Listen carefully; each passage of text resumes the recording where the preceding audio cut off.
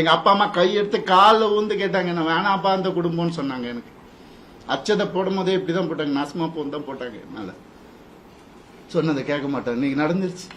எத்தனை நாள் வேலை செய்யவில்லையா? அதான் ஃபெமினிசம். அவர் தான் சொன்னார் வேலை செய்யவில்லைன்னு.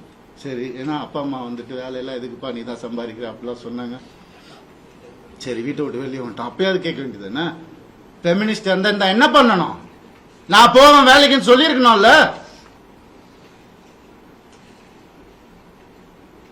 என்ன நினைச்சிட்டு இருக்காங்க எல்லாரும்? இதுல வேற ஒரு சப்போர்ட் அவங்களுக்கு. அந்த இது பேர்ல எடுக்கக்கூடாது, கேஸ் வரும். புரியுது எனக்கு. ஆல்ரெடி 100 கேஸ் இருக்கு என் மேல. ஆல்ரெடி கடன் இருக்கு, எல்லாமே இருக்கு என் மேல. இருந்தாலும் உங்க எல்லாருக்காகவும் நான் சிரிச்சுக்கிட்டே இருக்கேன். எப்பவுமே சிரிச்சுக்கிட்டே. எங்கேயாவது எனக்கு சோகம் தெரிஞ்சுதா? ஏன்னா நான் சந்தோஷமா இருந்தேன். நான் தெரிச்சு தானங்க வந்தேன்.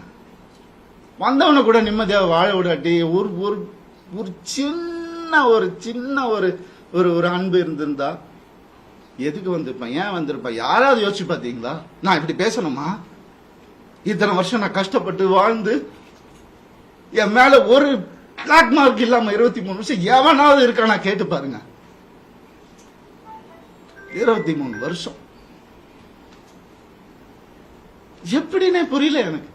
எப்படி ஏன் நிம்மதியா இருக்க விட மாட்டீங்க எனக்கு புரியல. என்ன தப்பு நான் செஞ்சேன்? லீகலா ஏதாவது தப்பு செஞ்சேனா நானு? இல்ல.